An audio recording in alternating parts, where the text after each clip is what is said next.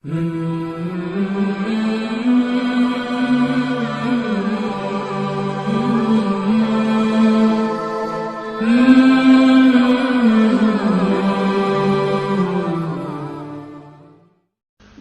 اللہ الرحمن الرحیم۔ السلام علیکم ورحمۃ اللہ وبرکاتہ۔ نحمده ونصلی علی رسولہ الکریم، اما بعد فاعوذ باللہ من الشیطان الرجیم، بسم اللہ الرحمن الرحیم۔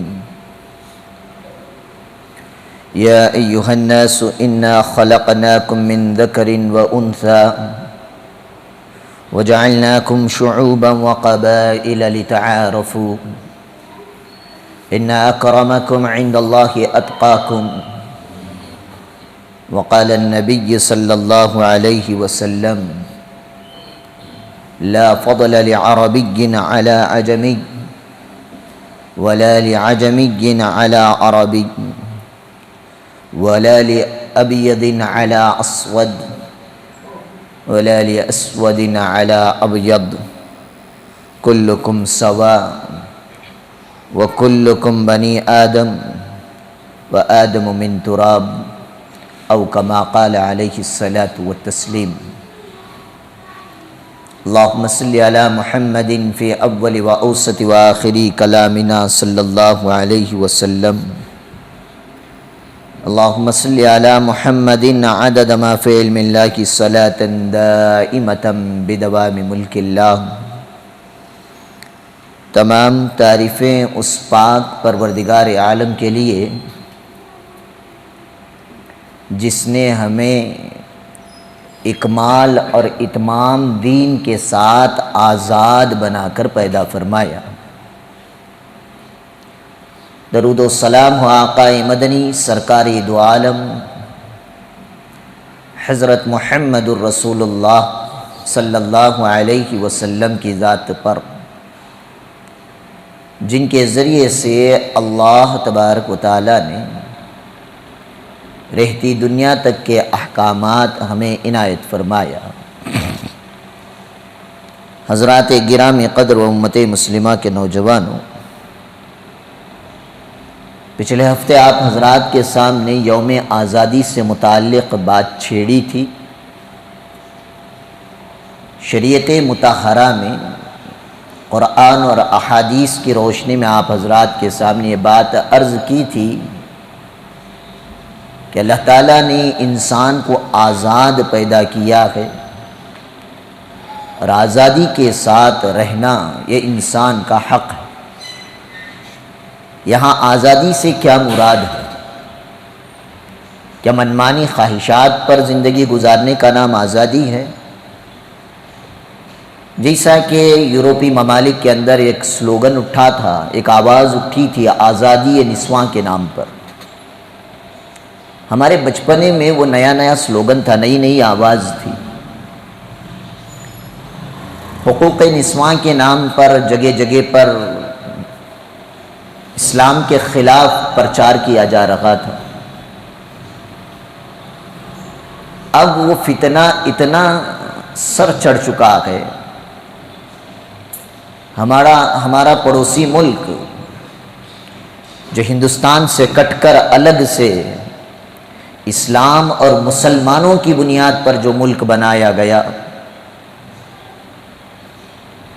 اور ریاست مدینہ کے خواب دکھائے گئے، آج اس ملک پاکستان کے اندر وہ فتنہ سر چڑھ کر بول رہا ہے۔ نام بدلا، نتیجہ کیا ہوا؟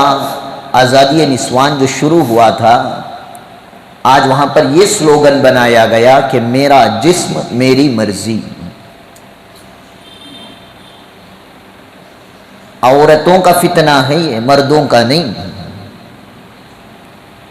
سڑکوں پر سال میں ایک مرتبہ ہزاروں کی تعداد میں مسلمان خواتین بغیر پردے کے آتے ہیں اور یہ نعرہ لگاتے ہیں کہ میرا جسم میری مرضی۔ اس جسم پر نہ ماں باپ کا حق ہے، نہ شوہر کا حق ہے، حتیٰ کہ کہتے کہتے ملعون و مردودوں نے اتنا تک کہہ دیا کہ اس جسم پر قرآن و حدیث کا بھی نہیں چلتا ہے۔ تو وہ آزادی مراد نہیں ہے۔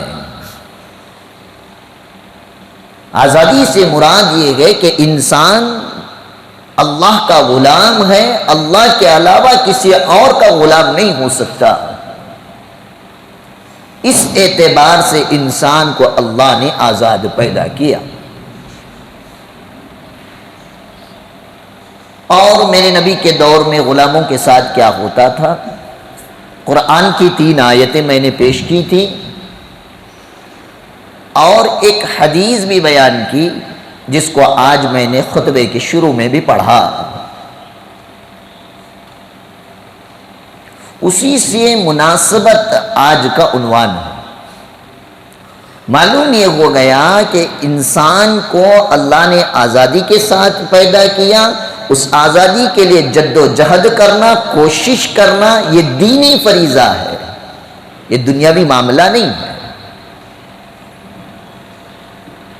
چونکہ ساری دنیا میں انگریز جتنے فتنے بویا ہے نا، وہ فتنوں میں جو سب سے بڑا فتنہ اس نے اب تک جو بویا ہے،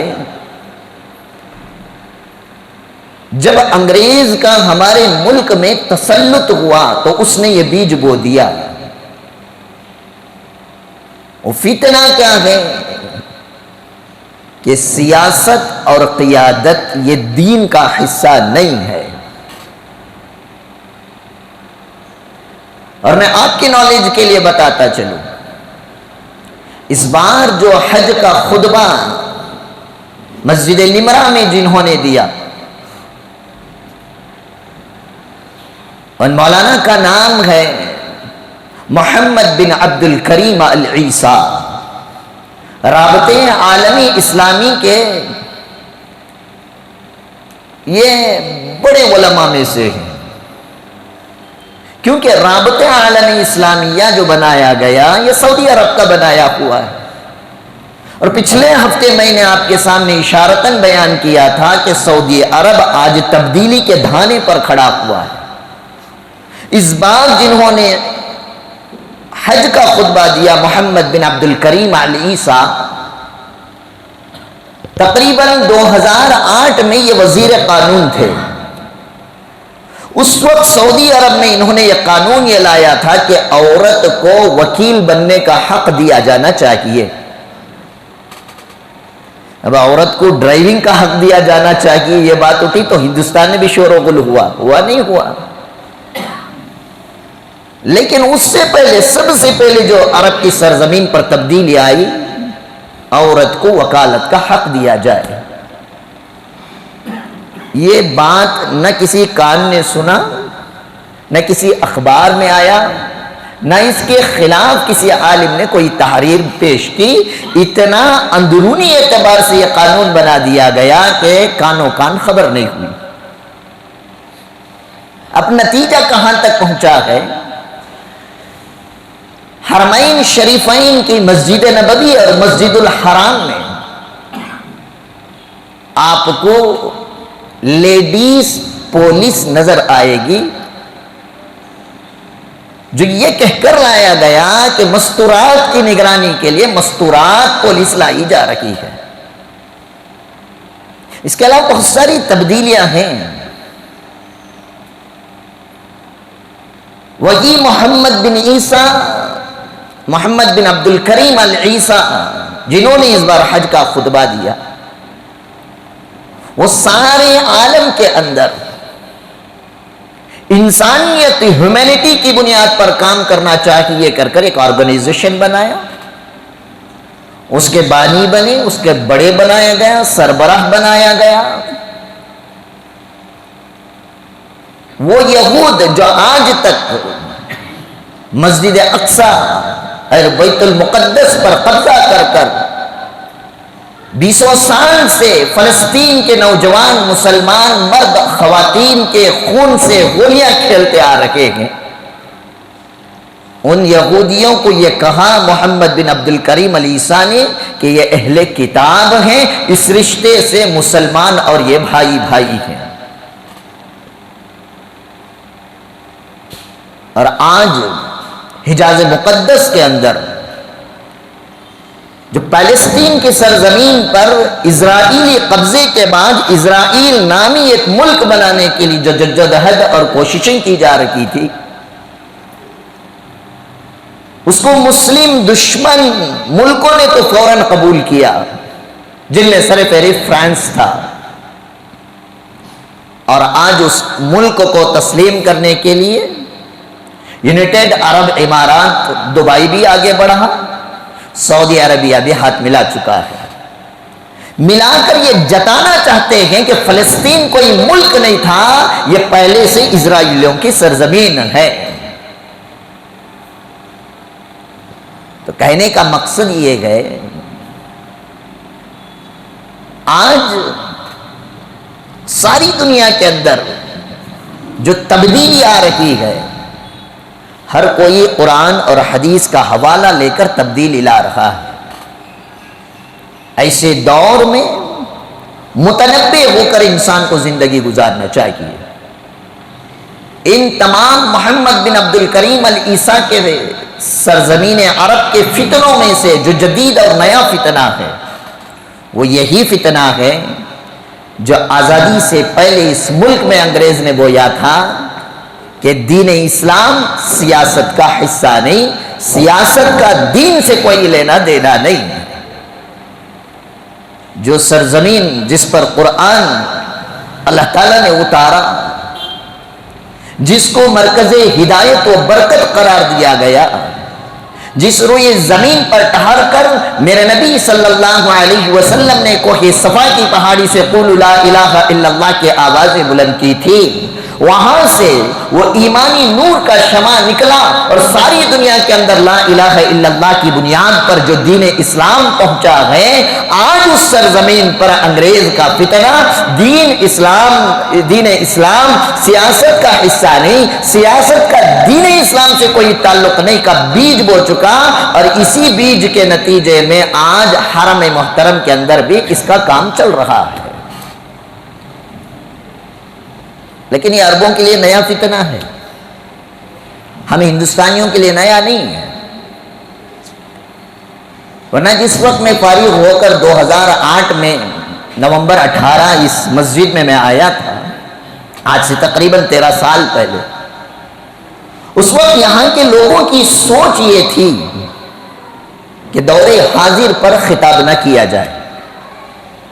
یہ کہا جاتا تھا محرم ہے تو محرم کے فضائل بیان کریں، سفر ہے تو سفر کے فضائل بیان کریں۔ جس وقت تاج ہوٹل پر اٹیک ہوا تھا، اس وقت میں نے عنوان چھیڑا تھا اسلام، جہاد اور دہشت گردی۔ اس بیچ میں تفصیلی طور پر سمجھایا تھا کہ اسلام میں جہاد کا کیا تصور ہے، دہشت گردی جو آج کی جا رہی ہے جسے جہاد کا ٹائٹل دیا گیا ہے، یہ دونوں کے درمیان کیا فرق ہے؟ مل فرق بین الجہاد و ٹیررزم، ٹیررزم اور جہاد کے درمیان کا فرق کیا ہے؟ جمعہ کا خطاب ہو کر باہر نکلا تو فوراً 2-4 بندوں نے پکڑ لیا، کیا حضرت یہ دین اسلام بولا گا تو تمہیں کیا کہتی بول رہی؟ لیکن آج وہ ماحول نہیں ہے، چونکہ جب زمانہ ہی کچھ ایسا تھا، دین اسلام مذہب کہا تو نماز، روزہ، حج، زکوٰۃ، ایمان، علم و ذکر، اکرام مسلم، دعوت اللہ، امر بالمعروف نہی عن المنکر، ربیع الاول میں سیرت کے جلسے، محرم میں عاشورے کا بیان، سفر میں 13 تہذیب پر خطاب، رجب میں شب معراج کا تذکرہ، شعبان میں شب برات، رمضان میں روزہ، زکوٰۃ، اعتکاف، اس کے بعد بات کریں ذی القعدہ اور ذی الحج کے اندر قربانی اور حج کے بارے میں بیان ہوگا۔ ان عناوین سے ہٹ کر انسان سننے کے لیے تیار نہیں تھا، لیکن دین پھیلتا گیا، انسان کے اندر دینی بیداری آتی گئی۔ آج پتہ چل رہا ہے کہ یہ قرآن جس کو اللہ تبارک و تعالیٰ نے اتارا اور حج کے موقع پر اور میرے نبی صلی اللہ علیہ وسلم وہ عرفات کی وادی جبل رحمت پر کھڑے ہو کر ساری انسانیت اور مسلمانوں سے خطاب کر رہے تھے، اس وقت اس باری تعالیٰ نے ایک آیت کریمہ اتاری، الیوم اکملت لکم دینکم واتممت علیکم نعمتی ورضیت لکم الاسلام دینا، آج کے دن میں نے آپ کے دین کو مکمل کر دیا، اتمام دے دیا، اکمال دے دیا، اور میں تمہارے دین اسلام سے راضی ہو گیا۔ تو یہ اللہ نے دین کو مکمل کر دیا، اکمال بھی دیا، اتمام بھی دیا۔ تو یہ اکمال اور اتمام کسے کہتے ہیں میں بعد میں سمجھاؤں گا۔ مکمل دے دیا کا مطلب یہ ہے کہ جب تک قیامت نہیں جائے گی اس وقت تک اس دنیا کے اندر جتنے فتنے نمودار ہوں گے، جتنے حالات آئیں گے، جتنی مصیبتیں اور پریشانیاں آئیں گی، ان تمام حالات مصیبتوں اور پریشانیوں کے اندر یہ اللہ کا بندہ ان حالات کا مقابلہ کرتے ہوئے اپنے ایمان اور اسلام پر کیسے جمع رہے، ہر ایک مسئلہ اللہ نے قرآن میں بیان کر دیا ہے۔ اس بات میں کسی کو شک، کسی کو ذرہ برابر ڈاؤٹ رہے گا، مجھے معاف فرمائیں، کلمہ پڑھ کر اپنے ایمان کو دوبارہ لے آئیں، وہ آدمی ایمان کے دائرے سے باہر ہو جائے گا۔ یہ الگ بات ہے کہ ہمارا علم، ہماری عقل، ہماری دانائی قرآن میں آج کے نت نئے مسائل کو ڈھونڈنے پر مجبور ہے یا مل نہیں پاتے، لیکن وہ اکابر علماء مولانا خلیل الرحمن سجاد نعمانی، حضرت مولانا محمد طلحہ صاحب نقشبندی دامت برکات عالیہ، یہ وہ امت کے علماء سرمایہ ہیں جو دور حاضر کے فتنے کو قرآن اور حدیث سے کھول کر بیان کرتے۔ تو آیت کریمہ میں اللہ تعالیٰ نے فرمایا کہ میں نے آج کے دن آپ کے دین کو مکمل کر دیا۔ الیوم اکملت، ایک ہے اکمال، واتممت دوسرا ہے اتمام۔ یہ دونوں باتوں کو اگر سمجھیں گے تو پتہ چلے گا۔ اکمال کہتے ہیں موجودہ ضروریات کو پورا کر دینا، فی الوقت جو سچویشن ہے، اس سچویشن کے اندر ہم کیا تقاضا ہے اس تقاضے کو پورا کرنے کے لیے جو آدمی قدم اٹھاتا ہے اسے کہتے ہیں اکمال۔ بات سمجھ میں آئی؟ مثال دوں تو بات سمجھ میں آئے گی۔ ایک انسان کے دو بچے ہیں، کتنے بھائی؟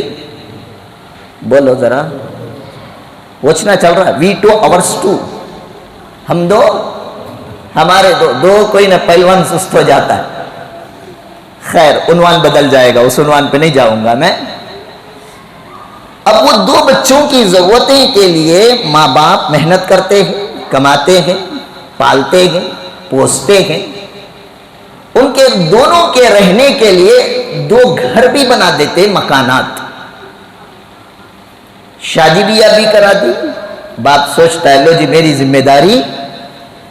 ذمہ داری مکمل، اسے کہتے ہیں اکمال کر دیا۔ موجودہ ریسنٹلی ضرورتوں کو پورا کیا، لیکن فیوچر کی کوئی ضرورتوں کی گارنٹی نہیں ہے۔ اور دوسرا ہے اتمام۔ اتمام کا معنی یہ ہے کہ موجودہ ضرورتوں کو بھی پورا کیا جائے اور آئندہ درپیش آنے والی ضرورتوں کے لیے بھی پہلے ہی تیاری کر لی جائے۔ مثال، دو بچوں کے لیے دو مکان اس نے بنائے، اپنے بچوں کی تو ضرورتیں پوری ہو گئی، وہ دو کو اور دو ہو گئے تو چار بڑھے نا، ان چار کے لیے کوئی مکان کا انتظام نہیں کیا، تو وہ اکمال ہے۔ اور یہاں پر ایک دوسرا بندہ اپنے بچوں کے لیے بھی مکان بنائے، پوتا پوتیوں کے لیے بھی مکان بنا دیے، تو اسے کہتے ہیں اتمام۔ سمجھ میں آگا؟ منڈی تو بھی ہلو، ناشتہ نہیں کرے ماشاءاللہ، وہ بھی منڈی ہلا کچھ بولتی، شیونڈا کے اٹلیاں کہتے ہیں تز دم۔ خیر، اللہ تعالیٰ نے جتنے نبیوں کو اس دنیا میں بھیجا کمال دین دے کر بھیجا، کامل دین دے کر بھیجا۔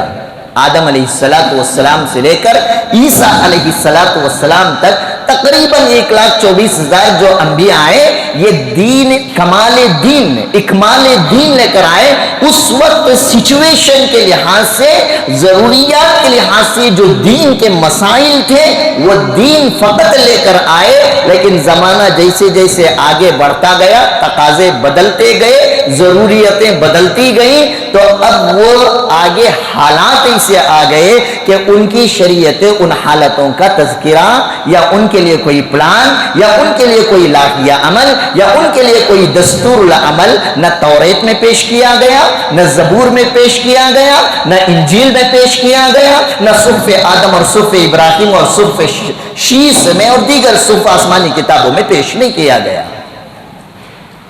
لیکن یہ آیت بتاتی ہے الیوم اکملت لکم واتممت علیکم، اکمال بھی دیا، اتمام بھی دیا۔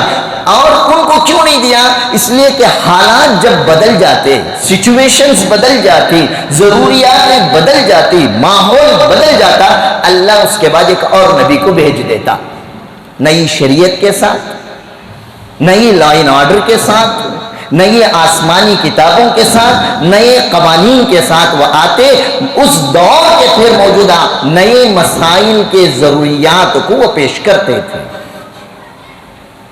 میرے اور آپ کے نبی جناب محمد الرسول اللہ صلی اللہ علیہ وسلم جب اس دنیا میں آئے، میرے نبی کے بعد کوئی نبی آنے والا نہیں ہے۔ میرا اور آپ کا نبی آخری نبی، خاتم النبیین، ما کان محمد ابا احد من رجالکم ولکن رسول اللہ و خاتم النبیین، اللہ نے کہہ دیا نبوت کی مہر لگا کر آخری نبی بنا کر بھیج رہا ہوں، اور اس نبی کو وہ لائن آرڈر دیا جائے، وہ قانون دیا جائے، وہ دستور العمل دیا جائے، وہ دستور حیات دیا جائے۔ یہ نبی کے زمانے کی ضروریتوں کو پورا کرنے والا دین نہیں ہے۔ نبی کے جانے کے بعد قیامت جب تک رہے گی، یہ کائنات کا نظام جب تک چلتا رہے گا، اس وقت جتنے نئے مسائل اور حالات اور ضروریات آئیں گی، ان تمام حالات اور ضروریات کا بھی انہیں ایڈوانس میں ہمیں علم اور قانون دینا پڑے گا۔ تو اللہ تعالیٰ نے ہمارے نبی کو اکمال دین بھی دیا، اتمام دین بھی دے کر بھیجا۔ نبی کریم صلی اللہ علیہ وسلم کے دور میں کمپیوٹر کا تصور نہیں تھا، سیل فون کا تصور نہیں تھا، انٹرنیٹ کا تصور نہیں تھا، ناچ گانے کا اس طرح کا تصور موجود نہیں تھا، اور میرے نبی کے دور کے اندر نہ ایروپلین موجود تھے، نہ جیٹ سروس موجود تھی، نہ ایئر بس کا تصور تھا۔ اور آج کل جس طرح کی کمپیوٹر اور ٹیکنالوجی کی چیزیں دنیا کے اندر دن بدن ترقی پذیر ہوتی جا رہی ہیں، اس کا تصور موجود نہیں تھا۔ لیکن قربان جاؤں میں پاک پروردگار کے قرآن پر اس 1400 سال پہلے اللہ نے جو کلام اتارا، اس کلام کے اندر انٹرنیٹ کے پیدا ہونے والے فتنوں کو بھی بیان کیا گیا، انسانی ضرورتوں اور حالتوں کا تذکرہ کیا گیا۔ قربان جاؤں میں اپنی نبی کی سیرت پر 63 سالہ میری نبی کی زندگی کے اندر قیامت تک درپیش آنے والے مسائل اور مصیبتوں کے حالات میرے نبی کے زمانے میں پیدا کیے گئے، لیکن یہ الگ بات ہے کہ میرے نبی کے دور میں اس کا نام کچھ اور تھا، آج کے دور میں اس کا نام کچھ اور ہے۔ مثال تو بات سمجھ میں آئے گی، میرے نبی مکے سے ہجرت کر کر طائف کی طرف گئے تھے، طائف والوں نے انہیں پتھر مارا، دیوانہ کہا، ساحر کہا، مجنون کہا، میرے نبی کے جبیل رحمت سے خون نکل کر جوتیوں میں آ کر ٹک گیا۔ حضرت زید نے اپنے کندھے پر ڈھو کر دوڑے تھے، ربیہ کی باغ میں پناہ دیا تھا، وہ دور کے اندر طائف کا واقعہ کہا جاتا ہے۔ وہی کام آج کی سرزمین، آج ہمارے ملک کے اندر کیا جاتا ہے، تو اسی کام کو آج ہم لوگ موب لنچنگ کا نام دیتے ہیں۔ تو غرض کہنے کا مقصد یہ ہے، اللہ تبارک و تعالیٰ نے بہت سارے احکامات تمام انبیاء پر اتارے، لیکن ہم پر، ہمارے نبی پر، اس غیر امت کو وہ قرآن دیا۔ قیامت تک آنے والے مسائل کا حل اللہ تعالیٰ نے اس قرآن میں بیان فرمایا۔ اللہ تعالیٰ کی بے انتہا نعمتوں میں سے ایک بہت بڑی نعمت ہے آزادی۔ پچھلے ہفتے میں نے آپ حضرات کے سامنے بیان کیا تھا، فَإِمَّا مَنًّا بَعْدُ وَإِمَّا فِدَاءً حَتَّى تَضَعَ الْحَرْبُ أَوْزَارَهَا۔ اس آیت کے اندر اللہ تبارک و تعالیٰ نے یہ حکم دیا تھا، جب قیدی قید ہو کر آ جائے اسے باندھ کر رکھو، اس پر احسان کا معاملہ کرو یا فدیہ لے کر اس غلام کو آزاد کر دو۔ اور ایک مثال دی تھی فک رقبہ، غلاموں کو آزاد کرائیں۔ تیسری مثال دی تھی وَلَكِنَّ الْبِرَّ مَنْ آمَنَ بِاللَّهِ وَالْيَوْمِ الْآخِرِ، اس میں فرمایا وَآتَى الْمَالَ عَلَى حُبِّهِ، اللہ تعالیٰ نے جو مال آپ کو دیا وہ مال جو آپ کو بہت زیادہ پسند ہے، ذوی القربى والیتامى والمساکین وابن السبیل والسائلین وفی الرقاب، کہ وہ مال جو تمہیں پسند ہے اس مال کو اپنے رشتہ داروں پر، ذوی القربى یتیموں پر، مسکینوں پر، بیواؤں پر، ضرورت مندوں پر، سوال کرنے والوں پر، غلاموں پر خرچ کرو۔ چوتھی مثال جہاں مصرف زکوٰۃ کا اللہ نے تذکرہ فرمایا، زکوٰۃ کسے دے؟ انما الصدقات للفقراء، فقیر کو، والمساکین، مسکین کو، انما الصدقات للفقراء والمساکین وابن السبیل، مسافر پر۔ اسی میں فرمایا وفی الرقاب، مکاتب غلام پر بھی، مکاتب غلام کو بھی آپ اپنے زکوٰۃ دیں تاکہ وہ غلام اس زکوٰۃ کی رقم کو اپنے آقا کو دے کر وہ غلامی سے آزادی حاصل کر لے۔ تو قرآن اور حدیث شریعت مطہرہ نے بنیادی دن سے انسان کو آزادی کے ساتھ جینے کا سکھایا۔ جب بھی آدمی حج یا عمرے پہ جاتا ہے، صفا سے لے کر مروہ تک کے جو 7 چکر کاٹتا ہے، کوئی صفا سے جہاں پر ہم اپنی سعی کا آغاز کرتے ہیں، سنت رہی ہے کہ صفا کی پہاڑی کی جانب کھڑے ہو کر کعبۃ اللہ کی طرف چہرہ کر کر دعا کی جاتی ہے۔ خدا کی قسم جب صفا کی پہاڑی پر ٹہرتے ہیں، نبی کی وہ دعوت یاد آتی ہے۔ پہلے دن میرے نبی نے کوہ صفا پر کھڑے ہو کر اعلان کیا تھا، اے مکے والوں قولوا لا الہ الا اللہ تفلحوا، ایک اللہ کے ماننے والے بن جاؤ، کامیاب ہو جاؤ گے۔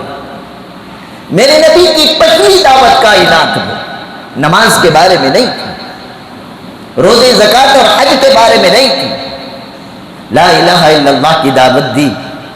اللہ کے سوا کوئی عبادت کے لائق نہیں۔ اگر غلامی کے لائق اگر کوئی ذات ہے تو وہ رب کی ذات ہے۔ یہ انسان اگر غلام بنے گا تو رب کا غلام بنے گا، رب کے علاوہ کسی انسان کا غلام نہیں بن سکتا۔ الہ سے اللہ تعالیٰ نے، اللہ کے نبی نے امت کو اشارتاً بتایا کہ اللہ نے آپ کو آزاد بنایا ہے، آپ آزاد بن کر پیدا ہوئے ہیں، ایک ماننے والے بن جاؤ۔ وہ کلمہ پڑھنے والا امیر ہو یا غریب ہو، کالا ہو یا گورا ہو، عربی ہو یا اجمی ہو، بڑا ہو یا چھوٹا ہو، مرد ہو یا عورت ہو، بادشاہ ہو یا غلام ہو، حاکم ہو یا محکوم ہو، پاکستان کا رہنے والا ہو، ہندوستان کا رہنے والا ہو، افغانستان کا رہنے والا ہو، ازبکستان کا رہنے والا ہو، جب لا الہ الا اللہ کہتا ہے، میرے نبی نے فرما دیا تم سب برابر ہو۔ مساوات کا درس دیا، ایکوالٹی کا درس دیا، سب کو ایک ٹھہرایا۔ اسی بات سے کفار مکہ، مشرکین مکہ نے اعتراض کیا تھا، کیا وہ غلام بھی اگر لا الہ الا اللہ کہہ لے گا، ہم بھی لا الہ الا اللہ کہہ لیں گے تو کیا ہم ایک صف میں کھڑے ہونے پڑیں گے؟ وقت نہیں ہے ورنہ میں آپ کو بتاتا، اشارہ کرتا چلو، قرآن میں اٹھا کر دیکھ لیں، وَلَا تَطْرُدُوا الَّذِينَ يَدْعُونَ رَبَّهُمْ بِالْغَدَاةِ وَالْعَشِيِّ يُرِيدُونَ وَجْهَهُ کی تفسیر میں اس کے شان نزول میں کیا فرمایا ہے؟ اللہ کے نبی صلی اللہ علیہ وسلم کے سامنے آ کر کفار مکہ، روس مکہ، مکے کے بڑے مالداروں نے پیش کیا تھا، کیا آپ ان غریبوں کو، ان کم حیثیت والوں کو آپ اپنے دربار سے خالی کرا دیں، ہم آپ پر ہاتھ پر ایمان لے آتے ہیں۔ اسلام اونچ نیچ کو پسند نہیں کرتا ہے، اسلام مساوات کا درس دیتا ہے، ایکوالٹی کا درس دیتا ہے، چھوت اچھوت کا مسئلہ نہیں ہے۔ لیکن مجھے معاف فرمائیں، میں بڑے افسوس کے ساتھ کہتا ہوں، نارتھ انڈیا کے اندر آج بھی کاسٹ اور برادری کے نام پر اونچ نیچ چلتی ہے۔ ہر برادری اور کاسٹ والا اپنے آپ کو بڑا ترم خان بتاتا ہے اور دوسری برادری والے کو وہ نیچا دکھانے کی کوشش کرتا ہے۔ یہ غیروں کی بات نہیں، اسلام کے ماننے والوں کی بات میں آپ سے کر رہا ہوں. سید السادات اپنے کو بڑا، صدیق اپنے آپ کو بڑا، فاروق اپنے آپ کو بڑا، عثمانی اپنے آپ کو بڑا، علی اپنے آپ کو بڑا کہتا ہے. میں پوچھتا ہوں کیا بتاؤ یہ چار ہی صحابہ کی اولادیں دنیا میں چل رہی ہیں، کہاں گئے بلال حبشی کی اولادیں؟ ان کا بھی تو کنبہ اور قبیلہ پھیلا تھا. کوئی اپنے آپ کو بلالی کیوں نہیں کہتا؟ کوئی اپنے آپ کو سبا عباسی کیوں نہیں کہتا؟ قرآن نے تو ایکوالٹی کا یہاں تک درس دیا، یا ایھا الناس، اے سارے کے سارے انسانوں، اے مانو کا، انا خلقناکم من ذکر و انثی، تم سب کو ایک آدم اور حوا سے پیدا کیا گیا ہے، تم میں کوئی بڑا چھوٹا نہیں ہے. وجعلناکم شعوبا وقبائل لتعارفوا، تمہارے درمیان ہم نے خاندان، قبیلے، برادریاں، کاسٹزم اس لیے پیدا کیا تاکہ تمہاری آئیڈینٹیفیکیشن ہو، تمہاری پہچان ہو جائے. فخر کرنے کے لیے نہیں، بڑائی کرنے کے لیے نہیں. رہی بات اگر بڑائی، فخر، مقام، مرتبہ اور پوزیشن اگر چاہتے ہو، خدا کا کلام اسی آیت میں چلا کر کہتا ہے ان اکرمکم عند اللہ اتقاکم، تم میں معزز، اکرام کے لائق، مقام و مرتبے کے لائق، پاور کے لائق، پوزیشن کے لائق وہ انسان ہے جس کے اندر جتنا تقوی اور پرہیزگاری ہو. خاندان کی بنیاد پر کسی کو عزتیں نہیں ملیں گی، مال کی بنیاد پر کسی کو عزت نہیں ملے گی، شرافت کی بنیاد پر کسی کو عزت نہیں ملے گی. تقوی کی بنیاد پر اسلام آپ کو عزت عنایت فرماتا ہے. وہ بلال حبشی غلام تھے، قد کم تھا، رنگ کالا تھا، ہونٹ موٹے تھے، اتنا مارا جاتا کہ وہ تپتی ہوئی ریت پر کھینچ کر سینے پر چٹان رکھ دیا جاتا تھا. وہی بلال حبشی ایمان لے آئے، سلطنتیں قائم ہوئی، اللہ تعالیٰ نے فتح مکہ کی شکل میں ایمان والوں کو کامیابی دی. میرے نبی جب مکے کی سرزمین پر آئے تو اعلان فرما دیا اذهبوا انتم الطلقاء، جاؤ تم سب کے سب آزاد ہو، لا تثریب علیکم اليوم، آج آپ سے کسی طرح کا کوئی بدلہ نہیں لیا جائے گا. بلال حبشی کو بلا کر فرمایا بلال تیرا مقام وہ ہے کہ چل کعبے کی چھت کے اوپر کھڑے ہو کر اذان عنایت فرما.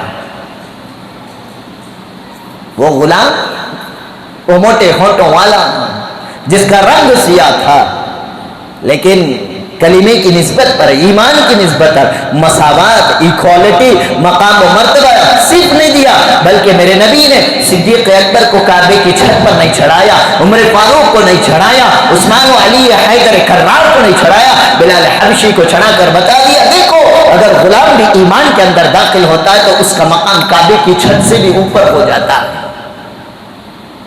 تو یہ درس میرے نبی صلی اللہ علیہ وسلم نے پہلے دن سے دیا. یہ بات ابو لہب کو سمجھ میں آ گئی تھی کہ کلمہ پڑھ لیں گے یہ غلام ہمارے برابر ہو جائیں گے، کلمہ پڑھ لیں گے یہ جو نیچے طبقے کے جن کو ہم سمجھتے ہیں یہ ہمارے برابر میں ہماری صفوں میں آ کر کھڑے ہو جائیں گے. اس لیے اس نے کہہ دیا تھا تبا لک یا محمد لہذا جمعتنا، اے محمد صلی اللہ علیہ وسلم تمہارے ہاتھ نیست و نابود ہو جائے. کیا آپ نے یہ کہنے کے لیے جمع فرمایا تھا؟ میرا نبی تو رحمت للعالمین بن کر آیا، اس نے تو برداشت کر لیا لیکن رب کو برداشت نہیں ہوا. اس لیے کہتے ہیں اللہ والوں کو تکلیف نہ دیں، اللہ آپ کو ہلاک و برباد کر دے گا. اللہ تعالیٰ نے تبت یدا کی آیتیں اتار کر ابو لہب کو ہلاک و برباد کر کے چھوڑ دیا. تو یہ اسلام جب سے آیا، یہ اسلام نے شروع دن سے ہی انسان کو بتایا کہ آپ کلمہ پڑھ لو آپ کا مقام برابر ہو جائے گا. اب سبت اللہ کی ہم تلاوت کرتے ہیں، کبھی کھول کر اس کے ترجمہ دیکھیں، کبھی تشریح، کبھی تفسیر تو پڑھیں. اللہ کا کلام مجھ سے اور آپ سے کیا کہہ رہا ہے؟ ایک نابینا صحابی، اندھے صحابی آئے تھے اللہ کے نبی سے مسئلہ پوچھ رہے ہیں. اللہ کے نبی مکے کے کافروں بڑے سرداروں سے دین کی بات کر رکھے تھے، یہ سوچ کر یہ لوگ ایمان میں آ جائیں گے، ان کا سارا خاندان ایمان میں آ جائے گا. یہ اندھے نابینا صحابی آئے، غالباً عبداللہ ابن ام مکتوم. اللہ کے نبی صلی اللہ علیہ وسلم نے ادھر توجہ نہ دی. اللہ تعالیٰ نے یہ آیتیں اتاری عبس وتولی ان جاءہ الاعمی، تمہارے پاس ایک اندھا آیا، تم اس پر غور نہیں کر رہے اور ان کی طرف متوجہ ہو رہے ہو. اس کے بعد سے وہ صحابی جب بھی آتے میرے نبی ان کی تعظیم کرتے، کہتے یہ تو وہ ہے جس کی وجہ سے اللہ نے مجھے ڈانٹ دیا تھا. تو غرض یہ ہے جب آدمی کلمہ پڑھ کر ایمان میں داخل ہوتا ہے، سارے کے سارے لوگوں کے لیے اذان ایک رب ایک، قبلہ ایک، قرآن ایک، سب کا رخ ایک، اور سب کی صفیں نماز کے اندر ایک، کھڑے ہو گئے ایک ہی صف میں، کھڑے ہو گئے محمود و آواز ایاز، نہ کوئی بندہ رہا نہ کوئی بندہ نواز۔ یہ تعلیمات ہمیں اسلام دیتا ہے۔ فرمایا بڑائی نہ کرو، گھمنڈ نہ کرو، تکبر نہ کرو، الکبر ردائی، یہ تکبر اللہ کی چادر ہے، جو آدمی تکبر کرتا ہے وہ دوزخی، فرمایا وہ جنت میں نہیں جائے گا، فرمایا۔ انسان کے اندر عاجزی، انکساری، چھوٹاپن پیدا کرنے کے لیے میرے نبی نے فرمایا افشوا السلام تسلموا، سلام کرو سلامتی پھیلاؤ۔ یہ نہ دیکھو کہ میں بڑا ہوں مجھے سلام کریں، یہ چھوٹا ہے اس کو میں کیوں سلام کروں، نہیں، بڑا ہو یا چھوٹا ہو ہر ایک کو سلام کرو، سلام پھیلاؤ۔ جب آدمی چھوٹے کو سلام کرتا ہے اس کے اندر سے گھمنڈ اور تکبر مر جاتا ہے، اور پریکٹیکلی کر کے دکھایا میرے نبی نے۔ حضرت انس رضی اللہ تعالیٰ عنہ فرماتے ہیں اللہ کے نبی صلی اللہ علیہ وسلم کے گھر میں 10 سال تک خدمت کرتا رہا، ہر آن یہ کوشش کرتا تھا کہ آج میں نبی کو سلام کروں گا۔ نبی کے سلام کرنے سے پہلے 10 سال میں نے محنت کی، حضور اکرم صلی اللہ علیہ وسلم نے مجھے سلام کرنے کا موقع نہ دیا، میرے سلام کرنے سے پہلے نبی خود مجھے سلام کر دیا کرتے تھے۔ آج اس نبی کی امت کا حال کیا ہے؟ بچہ good morning, good afternoon, good evening, good night کہتے ماں باپ خوش ہو جاتے ہیں۔ ارے سلام پھیلانے کی ترغیب دی تھی میرے نبی نے، کیوں؟ تاکہ تمہارے اندر کا انا، گھمنڈ، فرعونیت، انانیت ختم ہو، تمہارے اندر عاجزی آ جائے۔ عاجزی آئے گی تو کیا ہوگا؟ من تواضع للہ رفعہ اللہ، جس کے اندر عاجزی، انکساری، چھوٹا پن آ جاتا ہے، اللہ اس قوم کے درجے کو بلند فرما دیتے ہیں۔ تو سارے اسلام کا کانسیپٹ یہ ہے کہ اللہ بندے کو تقوی اور پرہیزگاری کی زندگی کے ذریعے سے عزت دینا چاہتے ہیں، ایکوالٹی دینا چاہتے ہیں، برابری اور مساوت دینا چاہتے ہیں۔ ورنہ آپ غور کریں، نکاحوں کو ہے نہیں، پورے بیچلرز ہیں یا شادی شدہ بھی ہیں؟ کس کس کی شادی ہوئی ہے؟ ہاتھ اٹھاؤ۔ 2 ہوئی سنو، 2 بھی اٹھا سکتے ہیں۔ خطبہ نکاح غور سے سنیں آپ، خطبہ نکاح کے اندر 3 آیتیں پڑھتے ہیں، کتنے؟ کہیں بھی 3 آیتوں میں نہ نکاح کا تذکرہ، نہ ولیمے کا تذکرہ، یہ نہیں کہ تو ہلدی پان تیل کا رسم شکرانے کا تذکرہ رہتا ہے۔ 3 آیتوں میں سملیرٹی یہ ہے کہ ہر آیت شروع ہوتی ہے یا ایھا الذین آمنوا اتقوا اللہ، اے ایمان والو اللہ سے ڈرو۔ محفل نکاح کی خوشی کا موقع، ترغیب دی جا رہی ہے، اللہ سے ڈر کر خوشی کر، اللہ سے ڈر کر غم کر، ہر گھڑی کے اندر تقوی کی زندگی گزار۔ ایسا نہیں کہ جورو مل رہے سے خوشی میں تو منمانی میں آ کر منمانی طریقے پر ناچے کودے، یہود و نصارہ کی طرح ولیمے کا کیک کاٹے، نہیں، ایسے خوشی کے موقع پر بھی اللہ کو ڈر کر پرہیزگار اور تقوی کے ساتھ اپنا نکاح کرنا۔ اتنا ہی نہیں، جو بیوی آ رہی ہے اپنا گھر بار، کھیت کھلیان، خاندان، رشتہ دار سب کچھ قربان کر کے آ رہی ہے، اس کے حق کو ادا کرنے میں اللہ سے ڈر۔ کہیں ایسا نہ ہو اے اللہ نے تجھے مرد بنایا تو ظالم کے طور پر تو اپنا ہاتھ اٹھا کر عورت پر ظلم کر بیٹھے۔ اشارتاً کنایتاً نکاح میں نوشے کو ہر چیز سے متنبع کر دیا جاتا ہے۔ تو غرض یہ ہے کہ آپ میرے نبی کی پہلی دعوت کوہ صفا سے دیکھیں، نبی کی دعوت یہ تھی کہ تم ایک رب کے غلام بن جاؤ۔ آخری میرے نبی کی تقریر کیا تھی؟ میرے نبی صلی اللہ علیہ وسلم مرض الوفات میں آخری جملہ جو میرے نبی کی زبان سے نکلا تھا یہ تھا الصلاۃ الصلاۃ الصلاۃ او ما ملکت ایمانکم۔ یہ آخری جملہ تھا میرے نبی کا۔ صلاۃ تو سمجھ میں آتی ہے، نماز نماز نماز، اشارتاً فرمایا اللہ کے حق کو ادا کرو، اللہ کے حق کو ادا کرو، اللہ کے حق کو ادا کرو، نماز نہ چھوڑنا، نماز نہ چھوڑنا، نماز نہ چھوڑنا۔ آج اس امت کا حال یہ ہے سوائے جمعہ کے ہم کوئی نماز نہیں پڑھیں گے۔ آخری خواہش میرے نبی کی. ارے وہ دھیڑ کھڑمد بھی اگر اس سے کہہ دیا جائے میرے آخری تمنا یہ ہے، اس کے بچے کھڑے ہو کر اس کے آخری تمنا پورے کرتے ہیں. میں اور آپ نبی کے عاشق ہونے کا دعویٰ کرتے ہیں، میرے نبی کے آخری تمنا کو پورا کر لو. خدا کی قسم کھا کر کہتا ہوں، جس دن یہ امت نمازی بن جائے گی، یہ ساری حکومت کی طاقتیں نیست و نابود ہو کر یہ حکومت ہماری جوتیوں میں آ کر گرے گی. میرے نبی کی آخری تمنا پوری کرنے والے بنے. فرمایا نماز نماز نماز، اور آخری میں جو فرمایا او ما ملکت ایمانکم، اپنے ماتحتوں پر، اپنے سے نیچے پر، اپنے غلاموں پر سختی نہ کرو، سختی نہ کرو، ان کے حق کو ادا کرو. کیا ہیں؟ میرے نبی نے فرما دیا فَإِمَّا مَنًّا بَعْدُ وَإِمَّا فِدَاءً، یا تو انہیں احسان کا معاملہ کر کر انہیں آزاد کر دو، یا نہیں تو ان سے فدیہ لے کر انہیں آزاد کر دو. یہ کانسیپٹ اسلام کا ہے. اسلام کے علاوہ دنیا کے جتنے ادیان اور مذاہب ہیں، کسی بھی دین اور مذہب میں آپ جا کر دیکھ لیں، آپ کو غلامی سے آزادی کا کانسیپٹ نہیں ملے گا. کھلا چیلنج ہے میرا. ایسا کانسیپٹ رکھنے والے اللہ کے نیک بندوں نے جب بھارت کی سرزمین پر دیکھا، اب آئیے اپنے بھارت پر، جب بھارت کی سرزمین پر دیکھا کہ یہ تن کے گورے من کے کالے انگریز، کوئی فرینچ سے آ کر ہندوستان میں اپنے پنجے گاڑ دیے، پرتگالیز آ گئے، ڈچ آ گئے، انگریز آ گیا، انگلینڈ والے آ گئے، اور آ کر ہندوستان کے باشندوں کو یہاں پر غلام بنانے کی جب سازشیں رچی جا رہی تھی، کوششیں کی جا رہی تھی، تو ہمارے اکابر علماء دیوبند نے ایک تحریک آغاز کی. وہ تحریک کو تحریک آزادی کہا جاتا ہے. اب ہسٹری اور تاریخ میں اگر ہم دیکھیں، انگریز 1620 میں آیا. ہمارے ملک میں انگریز کب آیا بھائی؟ بولو جی، 1620 میں آیا.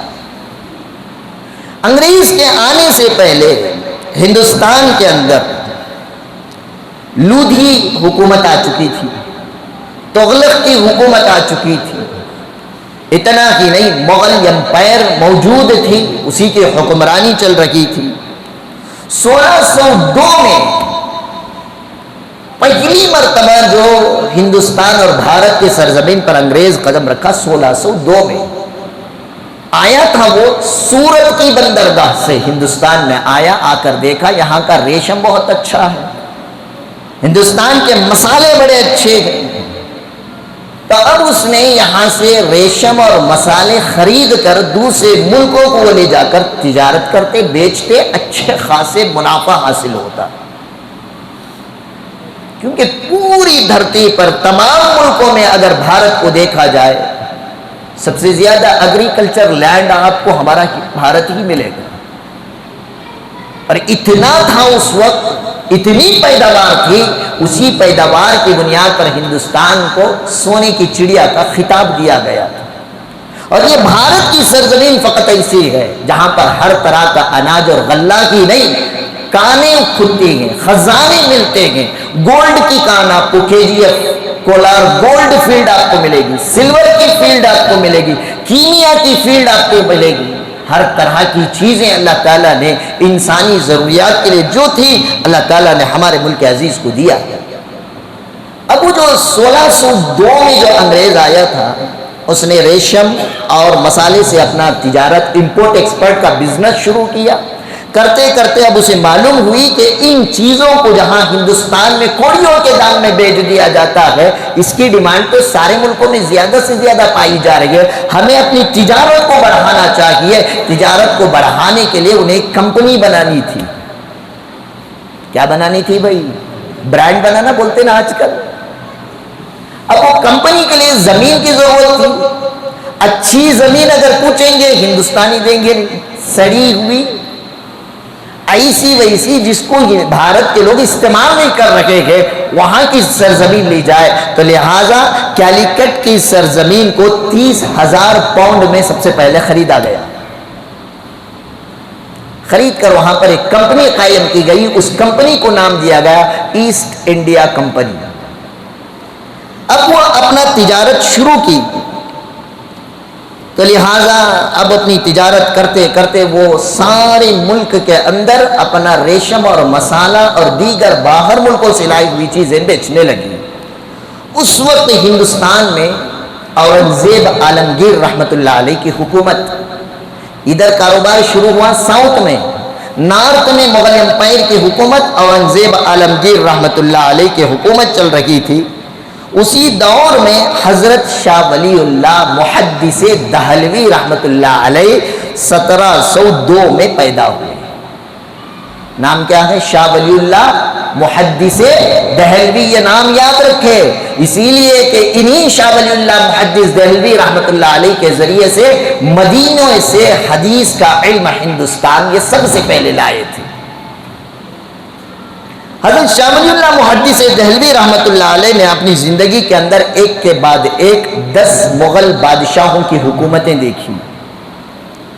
مغل امپائر کو ختم ہوتا ہوا دیکھا، نادر شاہ کے حملے کو دیکھا حضرت شاہ ولی اللہ محدث دہلوی رحمت اللہ علیہ نے، اور نادر شاہ کے حملے کے بعد جو قتل عام ہوا، جنوسائیڈ ہوا، اس کو بھی دیکھا. آگے لکھتے ہیں شاہ ولی اللہ محدث دہلوی رحمت اللہ علیہ اتنا کی نہیں، ہندوستان کی سرزمین پر مراٹھوں کا ظلم دیکھا. کس کا بھائی؟ مراٹھوں کا ظلم دیکھا. آج مراٹھوں کو کوئی ظالم نہیں کہتا. آج مراٹھوں کی عزت ہے جنہوں نے انگریزوں کے ساتھ ہاتھ ملا کر ہندوستان میں انگریز کو ختم جمانے کا موقع دیا. آج ان نوابوں کی عزت ہے جنہوں نے ٹیپو شہید کے خاتمے کے لیے انگریز سے ہاتھ ملا لیا تھا. اور وہ مسلمان جس نے ملک کے ساتھ وفاداری کیا، آج انہیں ثابت کرنا پڑتا ہے کہ ہم بھارتی ہیں. غرض مراٹھے ہی نہیں، جاٹوں کے ظلم کو بھی دیکھا.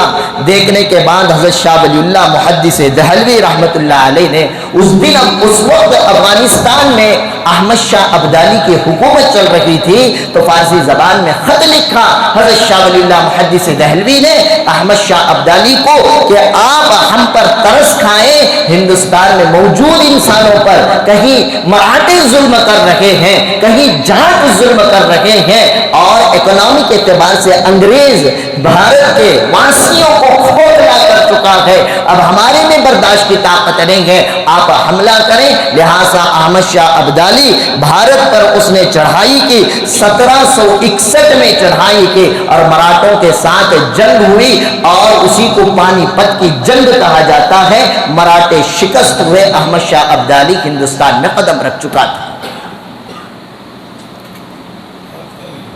اس کے بعد ہندوستان میں جو سب سے بڑی طاقت تھی نواب سراج الدولہ کی. ہم یہ نام سنتے کیا سوچتے ہیں؟ بہت بڑے بادشاہ، کنگ نہیں. ان کا نام سنتے ہی دماغ میں کیا؟ سر پہ ایک تاج، کمر میں ایک ارطغرل کی تلوار. ان کی ہسٹری بھی پڑھیں. نواب سراج الدولہ وقت کا نواب ہی نہیں، اللہ کا بہت بڑا ولی بھی تھا. اللہ والے تھے، ان کی تہجد کبھی نہیں چھوٹتی تھی. حضرت ٹیپو سلطان شہید رحمت اللہ علیہ یہ جیسے بادشاہ تھے، امیر تھے، نمازی بھی تھے، اور ایسے ویسے آپ کے اور میری طرح نمازی نہیں ہے. بالغ ہونے سے لے کر شیخا پٹن کی سرزمین پر شہادت کا جام پینے تک انہوں نے کبھی اپنی زندگی میں کوئی نماز قضا نہیں کی. کبھی قرآن مجید کی تلاوت کے بغیر ایک دن انہوں نے نہیں گزارا. ساری زندگی میں کبھی تہجد کی نماز نہیں چھوٹی. تہجد کا نفل ہے، عصر سے پہلے کی غیر سنت مؤکدہ کی نماز بھی نہیں چھوڑے تھے. ہم نہ 2 پیسے آ جان دیں، 4 کسٹمر بڑھ گئے تو سب سے پہلے جس چیز کی ہمیں قربانی دیتی نماز کی. کیا بھائی دیکھیں فل ہم حضرت کسٹمر آگے تھے. کون آگے تھے؟ کسٹمر. ابا ایک ٹائم ایسا کسٹم پڑتا ہے بیٹا، تو کشٹا میں آ جاتا ہے. وقت کے بادشاہ نواب سراج الدولہ ولی صفت انسان زبردست لاؤ لشکر کے ساتھ تھے، اور ان کا بھی جب مقابلہ ہوا 1750 پر 6 میں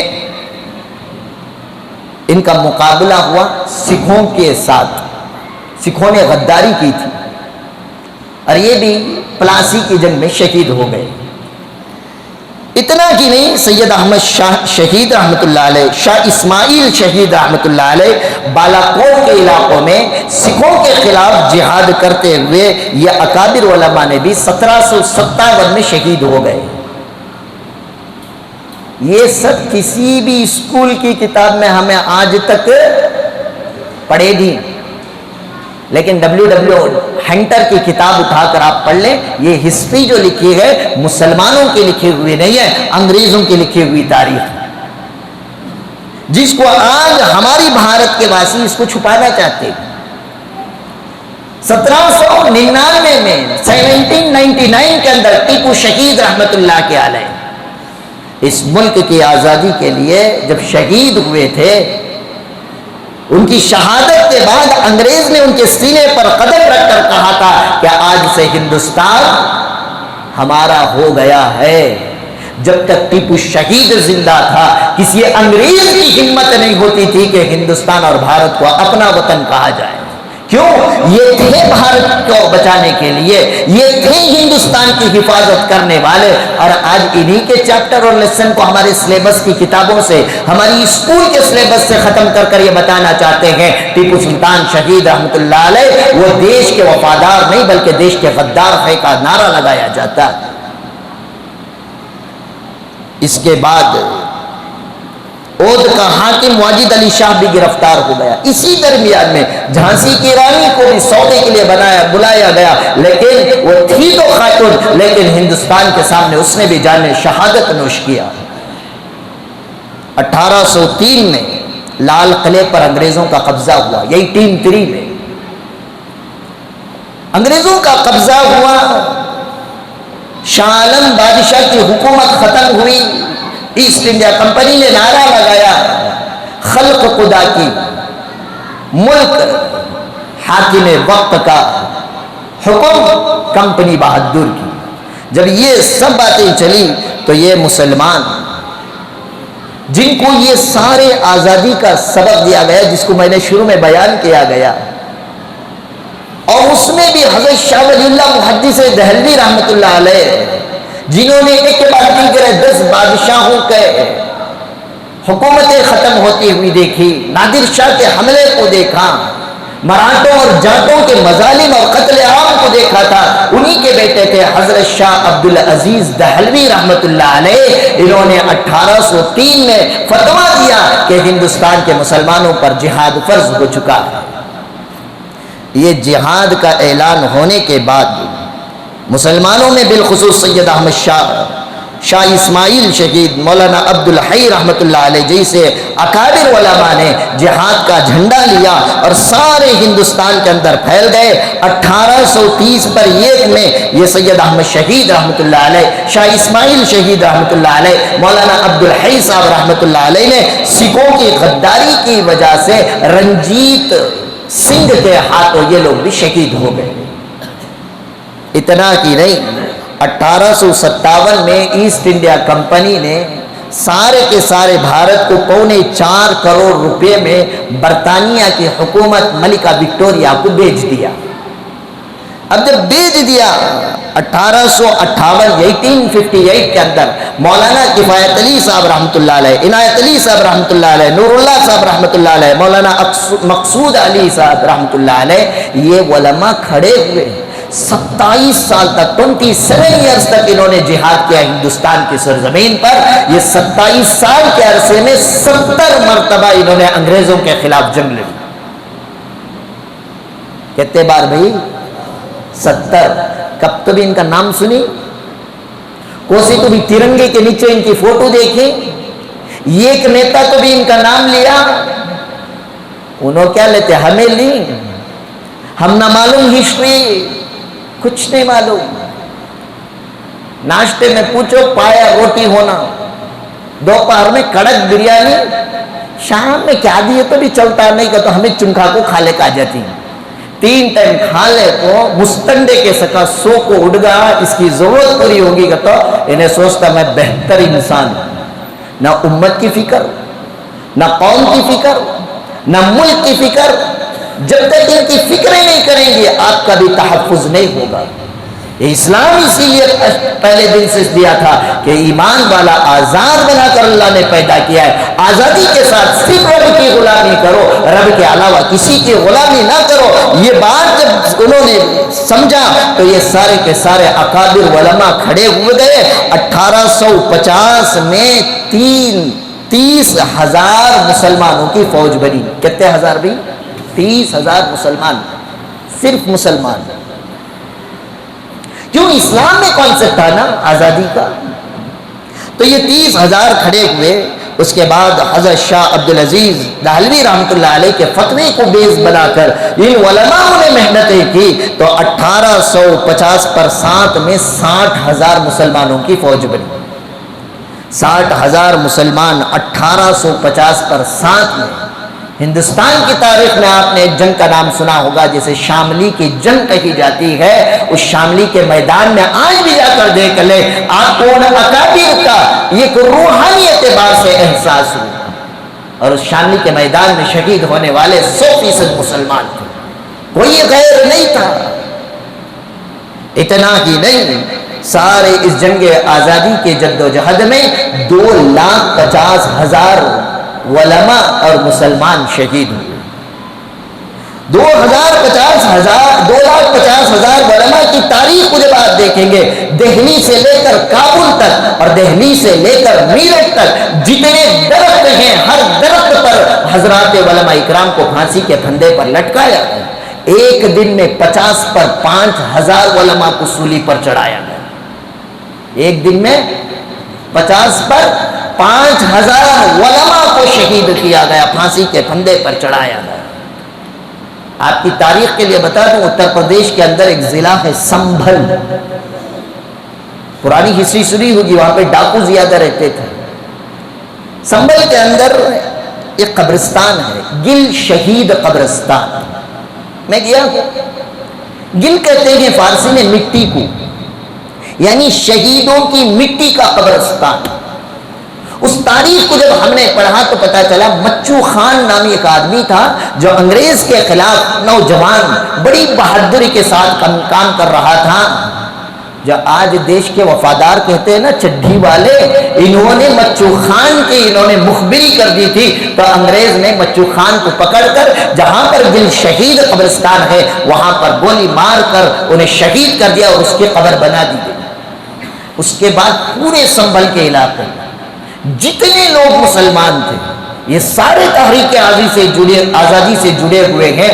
یہ سن کر ہر دن مسلمانوں کا قتل عام، گولی ماری جاتی یا پھانسی پر چڑھا کر انہیں لا کر وہاں پہ دفن کیا جاتا تھا. وہ خالی جگہ ہوتے ہوتے آج گل شہید قبرستان کے نام سے مشہور ہے. سارا قبرستان شہیدوں سے بھر گیا. اتنی ساری قربانیاں دینے کے باوجود اتنا ہی نہیں، 1850 پر 7 میں جب بنگال کو تقسیم کیا گیا اس وقت دہلی کے اندر قتل عام ہوا اور اس قتل عام کے اندر مسلمانوں کو کاٹ کر سور کے چمڑے میں ڈال کر اس سارے چمڑے کو اٹھا کر گرم گرم تیل میں بھون دیا جاتا تھا. بٹوارے کے وقت جو ٹرین یہاں سے پڑوسی ملک کو گئی تھی کوئی اس میں زندہ بچا تھا مسلمان؟ علامہ لاہوری رحمت اللہ علیہ کو کیسی تکلیفیں دی گئی. اتنا ہی نہیں، حضرت شیخ الہند رحمت اللہ علیہ جنہوں نے تحریک ریشمی رومال چلائی تھی، اس تحریکی کی انہوں نے مخبری کر دی تھی، پکڑے گئے تھے. مالٹا کی جیل آج تاریخ کے اعتبار سے گواہی دیتی ہے. جاؤ اس مالٹا کی جیل کے رجسٹر کے اندر دیکھ لو کتنے اپنوں نے کتنے غیروں نے وہاں پر آزادی کے لیے اپنے زندگیاں جیل میں گزاری. وہ شیخ الاسلام سید حسین احمد مدنی رحمت اللہ علیہ مدینے میں مسجد نبوی میں میرے نبی کے روضے پر بیٹھ کر 18 سال تک قال اللہ قال رسول کی حدیث کا درس دیتے تھے. جب آزادی کی بات آئی شیخ الہند نے خط لکھا، حسین احمد مدنی رحمت اللہ علیہ مدینہ چھوڑ کر ہندوستان میں آزادی کے جد و جہد کے لیے چلے آئے تھے. میں پوچھتا ہوں کیا حسین احمد مدنی سے زیادہ ہمارے پاس علم ہے؟ مدرسہ مسجد نبوی میں حدیث بخاری پڑھانے والا ہندوستان کے آزادی کے لیے وہ ساری دین کی خدمتیں چھوڑ کر جو آ گئے تھے، کیا یہ دینی فریضہ نہیں تھا؟ آ کر حضرت سید حسین احمد مدنی رحمت اللہ علیہ نے جو اعلان کیا تھا، وہ اعلان میں آپ کو سمجھانا چاہتا ہوں۔ حضرت حسین احمد مدنی رحمت اللہ علیہ نے اس وقت اعلان کیا تھا، فرمایا اے مسلمانوں، صرف قرآن و حدیث کی خدمت دینا کی دینی فریضہ نہیں ہے، مسلمانوں اور ملک کی ترقی کے لیے کوشش کرنا یہ بھی دینی فریضے میں سے ہے۔ لہذا حضرت حسین احمد مدنی رحمت اللہ علیہ نے مالٹا کی جیل کو انہوں نے چوما، اور اسی وقت حالات ایسے بنے کہ اس وقت ایک پارٹی بنائی گئی، اس پارٹی کو نام دیا گیا انڈین نیشنل کانگریس پارٹی۔ کون بنایا بھائی؟ مسلمانوں نے بنایا تھا۔ آج اس پارٹی والے بھی تعصب کرنے لگے ہیں، کھلا بول رہا ہوں میں۔ کتنے کینڈیڈیٹس ہمارے آ رہے ہیں جس پارٹی کی بنیاد مسلمانوں نے رکھی، اور اسی وقت حضرت حسین احمد مدنی رحمت اللہ علیہ کے مشورے پر گاندھی کو ساؤتھ افریقہ سے بلایا گیا تھا، اور اسی حسین احمد مدنی نے جامع مسجد کی سیڑھیوں پر اپنا دامن پھیلا کر گاندھی کو ہندوستان لانے کے خرچے کے لیے چندہ کیا تھا۔ آنے کے بعد ہم سب مل کر اکٹھے ہو کر ہندوستان کی آزادی کے لیے کوشش کرتے ہیں۔ اس کوشش کے نتیجے کے اندر یہ ملک آزاد کیا ہوا کہ یہ لوگ کہنے لگے کہ ہم 2 نمبر کے شہری ہیں۔ میں ان سے پوچھنا چاہتا ہوں کہ بتائیے موہن داس کرم چند کو مہاتما کا لقب کس نے دیا تھا؟ تاریخ اٹھا کر دیکھ لے۔ حضرت مولانا عبدالحی فرنگی محلی رحمت اللہ علیہ نے سب سے پہلے موہن داس کرم چند کو کہا تھا کہ آپ مہاتما ہیں، مہا آتما ہیں، آپ سارے ہندوؤں کی طرف سے ایک آتما کا روپ رکھتے ہیں، آپ ایک آ جائیں، سارے ہندو آپ کو دیکھ کر ہمارا ساتھ دیں گے تو ہم آگے چل کر ہندوستان کی آزادی کے لیے کوشش کر سکتے ہیں۔ جس ترنگے کو 15 اگست اور 26 جنوری کے موقع پر چڑھا کر سلیوٹ جو مار لیتے ہو، سوال یہ ہے کہ اس ترنگے کو بنانے والی خاتون کون تھی؟ وہ ایک مسلمان سریا طیب جی خاتون تھی، جس نے ملک کو بھی بنایا نہیں، مسلمان ترنگا بھی بنایا۔ اتنا ہی نہیں، اس ملک کی تعریف کرنے کی جب باری آئی، ترانے ہندی بنانے کا جب موقع آیا تو وہ ترانے ہندی لکھنے والا کوئی غیر نہیں تھا، شاعر مشرق علامہ اقبال رحمت اللہ علیہ ہیں، جنہوں نے سارے جہاں سے اچھا ہندوستان ہمارا کا ترانہ عنایت فرمایا۔ اتنا ہی نہیں، وہ نہرو جو اپنے سر پر ہمیشہ ٹوپی پہنتا تھا، وہ مسلمان نہیں تھا، وہ ٹوپی کیوں پہنتا تھا پوچھے، وہ تاریخ کہتی ہے حکیم اجمل خان رحمت اللہ علیہ نے عزت دینے کے لیے اپنے سر سے ٹوپی نکال کر نہرو کے سر پر کیا رکھ دی، مرتے دم تک اس نے اپنے سر سے ٹوپی نہیں نکالی تھی۔ وہ نہرو اپنے شیروانی پر گلاب لگایا کرتا تھا، پوچھے وہ گلاب کس نے دیا؟ اس لیے کہ سید حسین احمد مدنی رحمت اللہ علیہ کا معمول تھا، دارالعلوم دیوبند میں جب پڑھانے کے لیے حضرت حسین احمد مدنی آتے، ان کے پڑھانے کی کتاب کے ساتھ گلاب رکھا جاتا تھا۔ حضرت حسین احمد مدنی رحمت اللہ علیہ کو گلاب کی خوشبو بڑی پسند تھی۔ پوچھا گیا اے مدنی رحمت اللہ علیہ، آپ گلاب سے اتنی کیوں محبت کرتے ہیں؟ میرے مدنی رحمت اللہ علیہ نے فرمایا تھا اس لیے کہ حدیث میں نے پڑھا ہے نبی کریم صلی اللہ علیہ وسلم کے پسینے مبارک سے گلاب کی بھینی بھینی خوشبو آیا کرتی تھی، اس دن سے یہ گلاب مجھے پسند ہے۔ تو ہمیشہ حسین احمد مدنی اپنے ساتھ گلاب رکھتے تھے۔ جب نہرو سے ملاقات ہوئی، وہ گلاب انہوں نے مدنی نے لگا دیا تھا،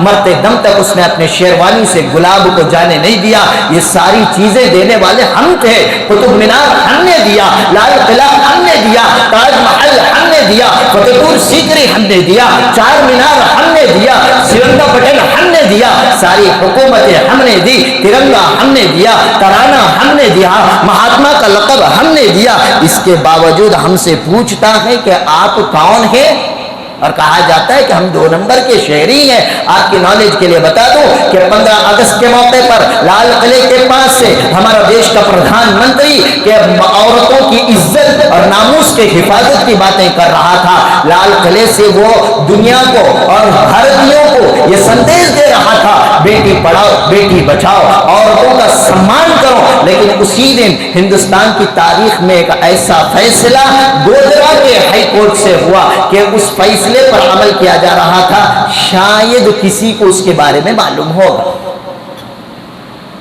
لال قلعے سے عورتوں کے سامان کی باتیں کی جا رہی تھی. 3 مئی 2002 کے اندر بلقیس بانو نامی گودرا کی سرزمین پر میری اور آپ کی 20 پر 1 سالہ، اس 2002 میں 20 کو 1 سالہ خاتون تھی، جس کی ایک 3 سال کی بچی تھی، 5 مہینے کی حاملہ عورت تھی بلقیس بانو.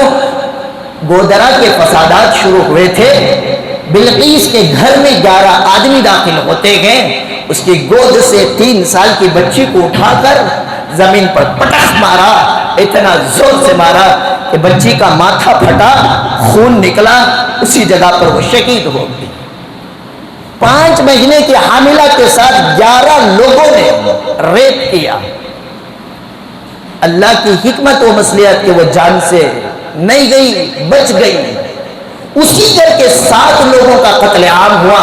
6 لوگ جو اس دن 3 مارچ 2002 میں جو بھاگے ہیں، آج تک پتہ نہیں چلا کہ وہ 6 لوگ کہاں گئے، مر گئے یا چھپ گئے، کچھ نہیں پتا. اس ساری کارروائی پر 11 لوگوں کو گرفتار کیا گیا. آجیون کاراواس، عمر قید کی سزا سنا دی گئی. گودرا کی جیل میں ڈال دیا گیا تھا. پتہ نہیں اچانک 14 سال کے بعد جس وقت پردھان منتری لال قلعے کے منچ سے بھارت کے واسیوں کو کہہ رہے تھے عورتوں کا سمان کرو، اسی عورت بلقیس بانو کے 11 ریپسٹوں کو ہندوستان کی حکومت اور عدلیہ نے آزاد کر دیا. معلوم یہ ہوا کہ عورتوں کے سمان میں مسلمانوں کا حصہ نہیں ہے. اور اسی 15 اگست کے موقع پر کیا ہوا؟ یہ غیر مسلم دلت بچہ اسکول میں جا کر برہمنوں کے لیے جو مٹکا پانی کا پینے کا رکھا ہوا تھا، اس مٹکے سے پانی پی لیا. 8 سال کا بچہ، ٹیچر نے اتنا مارا، دلت ہو کر تم برہمنوں کی بندی کو ہاتھ لگاؤ گے. اس کے کان کے پردے پھٹ گئے، آنکھ بند ہو گئی. 2 دن تک ماں باپ اس بچے کو لے کر ہاسپٹل بھاگتے رہے. آخرکار 2 دن کے بعد بچہ انتقال کر جاتا ہے. یہ تاریخ بتاتی ہے کہ آج ہندوستان پھر غلامی کے ڈگر پر آ کھڑا ہوا ہے. چند جمع پونجی لوگ اس ہندوستان کو خرید کر غلام بنانا چاہتے ہیں. جب اس وقت ہندوستان غلامی میں تھا، اہل اسلام کھڑے ہو کر اس کو آزاد کیے تھے. ایمان والوں، آج پھر مسلمانوں کی قربانی کے ہمارے ملک کے لیے ضرورت ہے. ہمارے ملک کا دستور، کانسٹیٹیوشن کی حفاظت کے لیے مسلمان جب تک کھڑا نہیں ہوگا، اس ملک کا سنویدھان محفوظ نہیں ہو سکتا ہے. دن بدن نئے بل آتے جا رہے ہیں، مسلمانوں کے خلاف سازشیں رچی اور بسی جا رہی ہیں، لاگو کی جا رہی ہے.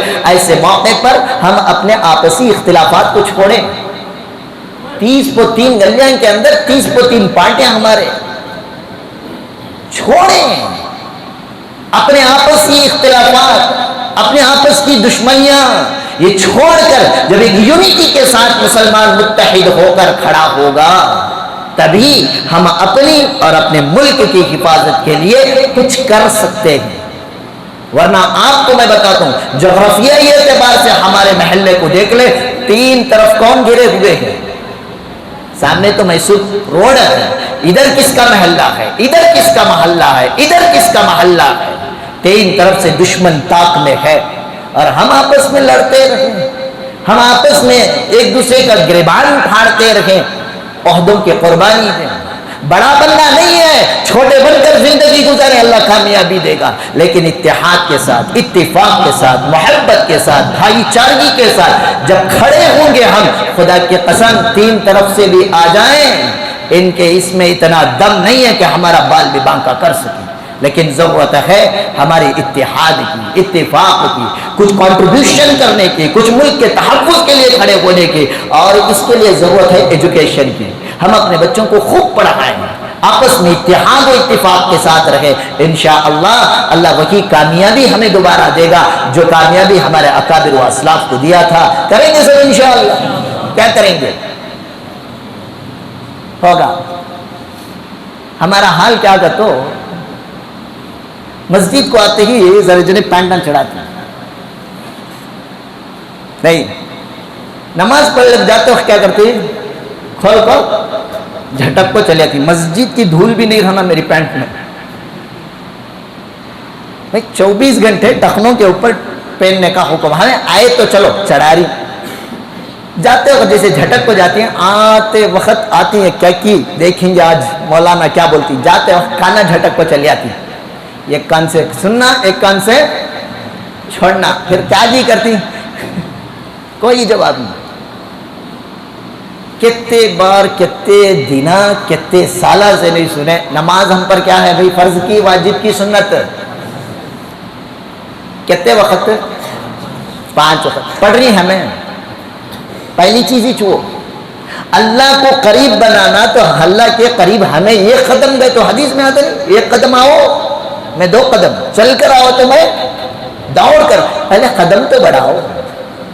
اس لیے نماز کی پابندی کریں, اپنے آپس میں محبت الفت بھائی چارگی کو قائم, اختلاف کو چھوڑ دیں, اپنے بچوں کو خوب پڑھائیں, دین پر قائم رہیں. انشاءاللہ اللہ حالات درست کریں گے. اللہ تعالیٰ سے دعا ہے اللہ ہمارے ملک بھارت کی حفاظت فرمائے, مسلمانوں میں آپس میں اتحاد و اتفاق کے ساتھ زندگی گزارنے کی توفیق عطا فرمائے.